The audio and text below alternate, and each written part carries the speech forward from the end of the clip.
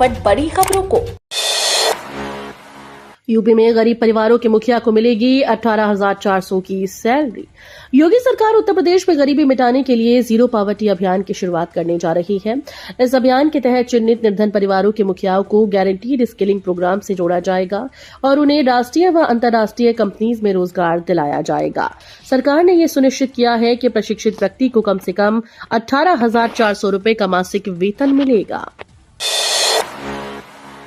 UP में किसानों को एडवांस में दिए जा रहे 10,000 रुपए, पौधा लगाते ही खाते में आने लगे पैसे। उत्तर प्रदेश में किसानों को आर्थिक रूप से सशक्त बनाने और पर्यावरण संरक्षण को बढ़ावा देने के लिए योगी सरकार ने कार्बन क्रेडिट योजना के तहत अनूठी पहल शुरू की। अब किसान जैसे ही पौधा लगाते हैं उनके खाते में 10,000 एडवांस भेजे जा रहे हैं। पहले ये राशि पेड़ के 5 साल जीवित रहने पर दी जाती थी, लेकिन अब अग्रिम भुगतान किया जा रहा है। परिवहन विभाग का एक्शन, नियम तोड़ने पर 770 वाहनों का चालान, 7 वाहन सीज। उत्तर प्रदेश परिवहन विभाग ने लखनऊ समेत राज्य भर में 2 दिन का सघन चेकिंग अभियान चलाया। ट्रैफिक नियमों का उल्लंघन करने वालों पर सख्त कार्रवाई की गई। रविवार को हेलमेट न पहनने पर 678 दोपहिया वाहन चालकों और सीट बेल्ट न लगाने पर 92 4 पहिया वाहन चालकों का चालान किया गया। कुल 770 वाहनों का चालान हुआ, जबकि 7 वाहन सीज कर दिए गए। गलत बिजली बिल सुधारने के लिए मेगा कैंप कल तक बढ़ी। बिजली उपभोक्ताओं के लिए राहत भरी खबर है। गलत बिल को ठीक कराने के लिए चल रहे मेगा कैंप अब 22 जुलाई तक चलाए जाएंगे। पहले ये कैंप शनिवार को समाप्त होने वाले थे, लेकिन उपभोक्ताओं की बड़ी भागीदारी को देखते हुए ऊर्जा निगम के अध्यक्ष डॉ आशीष गोयल ने 2 दिन की अतिरिक्त मियाद दी है। इन कैंपों में नए कनेक्शन, भार वृद्धि, खराब मीटर, बिल संशोधन, विधा परिवर्तन और बिल जमा करने से जुड़ी समस्याओं का समाधान किया जा रहा है। यूपीएसआरटीसी में संविदा चालकों की भर्ती, 29-30 जुलाई को रोजगार मेला, जानिए योग्यता और वेतन विवरण। उत्तर प्रदेश राज्य सड़क परिवहन निगम 29 और 30 जुलाई को लखनऊ में रोजगार मेला आयोजित कर रहा है।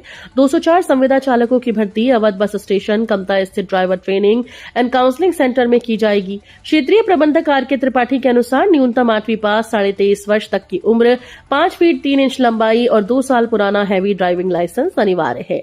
पात्र अभ्यर्थियों को रोडवेज चालक बनने का मौका मिलेगा। यूपी के शहरों को मिलेगी लिंक एक्सप्रेसवे से रफ्तार, 15,000 करोड़ की योजना अगले 2 साल में होगी पूरी। उत्तर प्रदेश में एक्सप्रेसवे नेटवर्क का तेजी से विस्तार हो रहा है। अब राज्य सरकार उन शहरों को भी लिंक एक्सप्रेसवे से जोड़ रही है जो अब तक मुख्य एक्सप्रेसवे नेटवर्क से अछूते थे। लगभग 15,000 करोड़ की लागत से बन रहे इन एक्सप्रेसवे से वाराणसी, ग्रेटर नोएडा, कानपुर और झांसी जैसे शहर सीधे जुड़ेंगे। गोरखपुर पहले ही जुड़ चुका है। मुख्य सचिव मनोज कुमार सिंह ने बताया कि अगले 1.5 से 2 साल में ये सभी प्रोजेक्ट पूरे होंगे। यूपी में 27 जुलाई को 2,382 केंद्रों पर होगी आरओ परीक्षा। एआई और सीसीटीवी से होगी निगरानी। उत्तर प्रदेश लोक सेवा आयोग के समीक्षा अधिकारी और सहायक समीक्षा अधिकारी परीक्षा 2023 आगामी 27 जुलाई को आयोजित की जाएगी। ये परीक्षा राज्य के 75 जिलों में 2,382 केंद्रों पर एक पाली में सुबह 9:30 से 12:30 बजे तक होगी। परीक्षा में 10.76 लाख से अधिक अभ्यर्थी शामिल होंगे। पेपर लीक और नकल जैसी गड़बड़ियों को रोकने के लिए इस बार एआई तकनीक, सीसीटीवी कैमरे और सोशल मीडिया मॉनिटरिंग का सहारा लिया जाएगा। अब प्रदेश के मरीजों को घर बैठे मिलेंगी मेडिकल टेस्ट की जांच रिपोर्ट। स्वास्थ्य विभाग अब प्रदेश के सभी मरीजों को घर बैठे जांच रिपोर्ट देगा। इसकी तैयारी शुरू हो गई है। मरीजों के मोबाइल पर एसएमएस, व्हाट्सएप और पर्सनल हेल्थ रिकॉर्ड पोर्टल पर जांच रिपोर्ट दी जाएगी। लखनऊ के अस्पतालों में ये सुविधा पहले से दी जा रही है। 23-22 जुलाई को बारिश और आकाशीय बिजली की चेतावनी, मौसम विभाग का अलर्ट जारी। मौसम विभाग ने 22 और 23 जुलाई को बादल गरजने, बूंदाबांदी, आकाशीय बिजली गिरने की चेतावनी जारी की है। इस दौरान 6 किलोमीटर प्रति घंटा की रफ्तार से हवाएं चलने की संभावना है। कानपुर में आज को 30%, 22 को 67% और 23 को 60% बारिश की संभावना जताई गई। तापमान 28 से 34 डिग्री के बीच रहेगा। भारत पाकिस्तान क्रिकेट मैच पर सपा सांसद का बड़ा बयान। WCL में भारत पाक का मैच रद्द हो गया है। इस पर सपा सांसद रुचि वीरा ने कहा कि दोस्ती दुश्मनी अपनी जगह, खेल अपनी जगह। खेल साहित्य को सीमाओं में बांधकर नहीं रखा जा सकता। इसे पहलगाम घटना से जोड़कर नहीं देखा जाना चाहिए। अगर पाकिस्तानी खिलाड़ियों ने उस समय कोई बयान दिए थे तो वो गलत है। अगर किसी खिलाड़ी ने भारत के खिलाफ जहर उगला था तो ये उसे चयन करने वाले देखें। मैं मैच के न समर्थन में हूं और न ही विरोध में।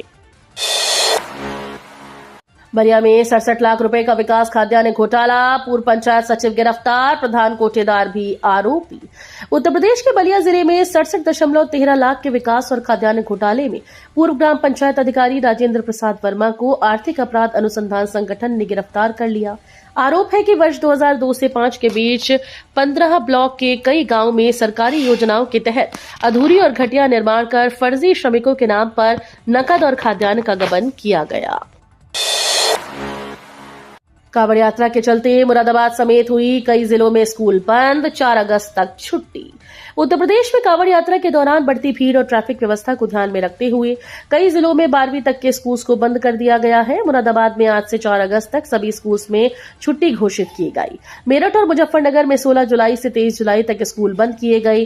वहीं बरेली और लखीमपुर खीरी में सावन के सोमवार को स्कूल बंद रखने के निर्देश दिए गए हैं। कान्हा की नगरी को भव्य व दिव्य बनाने जा रहे सीएम योगी।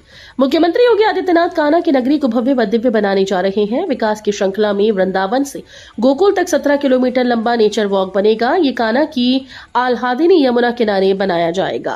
पूरे नेचर वॉक पर सुंदर व रंग बिरंगे पौधे लगेंगे जो श्रद्धालुओं को अपनी ओर खींचेंगे। इन फूलों की सुगंध सुखद एहसास कराएगी। आगरा मतांतरण गिरोह का लश्कर तैयबा से कनेक्शन, गोवा की आयशा फंडिंग में अहम कड़ी। आगरा में पकड़े गए मतांतरण गिरोह का कनेक्शन पाकिस्तान स्थित आतंकी संगठन लश्कर तैयबा से सामने आया है। जांच में यह खुलासा हुआ कि इस गिरोह को UAE, कनाडा, लंदन और अमेरिका के रास्ते से फंडिंग मिलती थी। गोवा की रहने वाली आयशा इस फंडिंग नेटवर्क की मुख्य संचालिका थी, जो विदेश से आने वाली रकम को देश भर में मतांतरण और लड़कियों का ब्रेन वॉश करने वाले नेटवर्क को भेजती थी।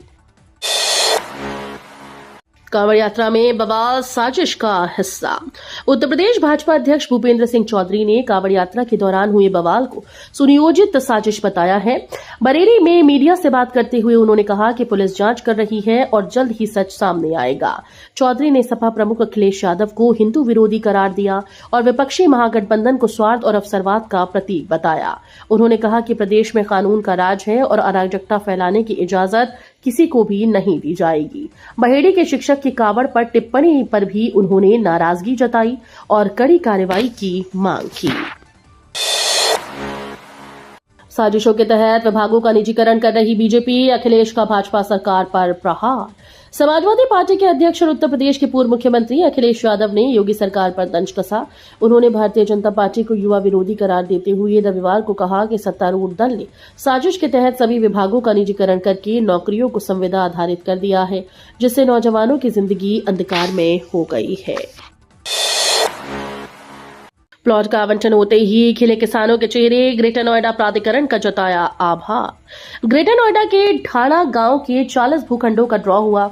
गांव के 104 किसानों को इन भूखंडों का आवंटन पत्र जल्द जारी होगा। प्राधिकरण के बोर्ड रूप में AGEO सुनील कुमार सिंह व दादरी विधायक के प्रतिनिधि सुरेश शर्मा की मौजूदगी में 6% आबादी भूखंड का आवंटन किया गया।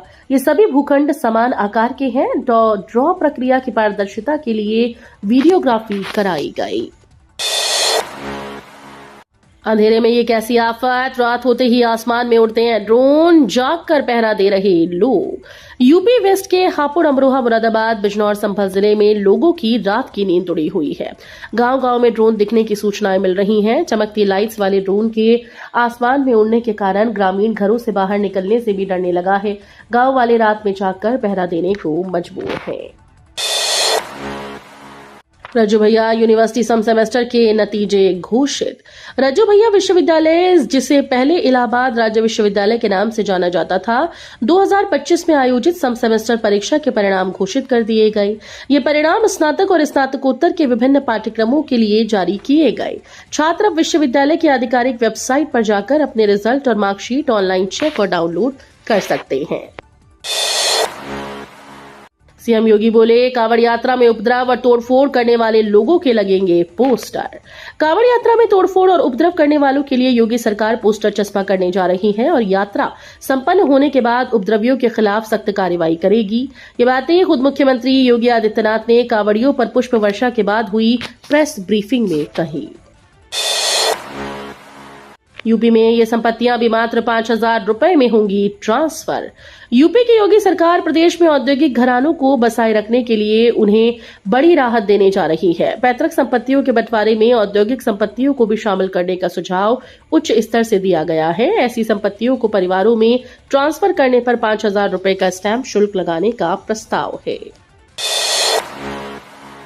ग्रेटर नोएडा शहर को 5 जोन में बांटकर हटाया जाएगा अतिक्रमण। ग्रेटर नोएडा शहर के प्रमुख बाजारों, फुटपाथ और सड़कों के किनारे अतिक्रमण की समस्या को दूर करने के लिए ग्रेटर नोएडा और ग्रेटर नोएडा वेस्ट को 5 जोन में बांटा जाएगा। अभियान चलाकर ठेली पटरी हटाने की कार्यवाही नियमित रूप से की जाएगी। यही नहीं, अवैध पोस्टर, बैनर पर भी नजर रखी जाएगी। दरअसल ग्रेटर नोएडा और ग्रेटर वेस्ट की बाजारों में ठेली पटरी की संख्या दिन प्रतिदिन बढ़ती जा रही है। रोडवेज की 350 से ज्यादा बसेस प्रभावित। लंबे रूट पर 50 से 100 रुपए तक बढ़ा किराया। कांवड़ यात्रा के चलते गढ़मुक्तेश्वर में NH9 बंद होने के कारण डायवर्जन हो गया। इससे रोडवेज की करीब 350 से अधिक बसेस प्रभावित हुई। लंबे रूटों पर 50 से 100 रुपए तक किराया बढ़ा है। इससे रोजाना करीब 50,000 यात्रियों को अतिरिक्त भार झेलना पड़ेगा। ये समस्या 23 जुलाई तक बनी रहेगी। डायवर्जन के कारण कौशाम्बी डिपो से गढ़मुक्तेश्वर, संभल, रामपुर, मुरादाबाद, बरेली, धामपुर व कालागढ़ के लिए संचालित बसेस का रूट बदला गया है। पीएम किसान योजना की 20वीं किश्त का इंतजार। सोशल मीडिया पर फर्जी सूचनाओं से सतर्क रहने की अपील। देश भर के किसान प्रधानमंत्री किसान सम्मान निधि योजना की 20वीं किश्त का बेसब्री से इंतजार कर रहे हैं। उम्मीद जताई जा रही है कि प्रधानमंत्री नरेंद्र मोदी जल्द ही अगली किश्त जारी कर सकते हैं। हालांकि अभी तक इसकी कोई आधिकारिक तारीख या स्थान घोषित नहीं किया गया। डिजिटल पेमेंट में भारत नंबर 1, यूपीआई बना ग्लोबल मॉडल। भारत दुनिया में सबसे तेज और सुरक्षित डिजिटल पेमेंट सिस्टम वाला देश बन गया है। IMF की रिपोर्ट के अनुसार यूपीआई के जरिए भारत डिजिटल ट्रांजैक्शन में शीर्ष पर है। NPCI के मुताबिक देश में हर महीने करीब 18,000 करोड़ रुपए का लेन देन यूपीआई से होता है।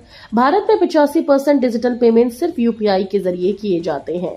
वर्तमान में 49.1 करोड़ यूजर्स, 6.5 लाख व्यापारी और 675 बैंक इस प्लेटफॉर्म से जुड़े हैं।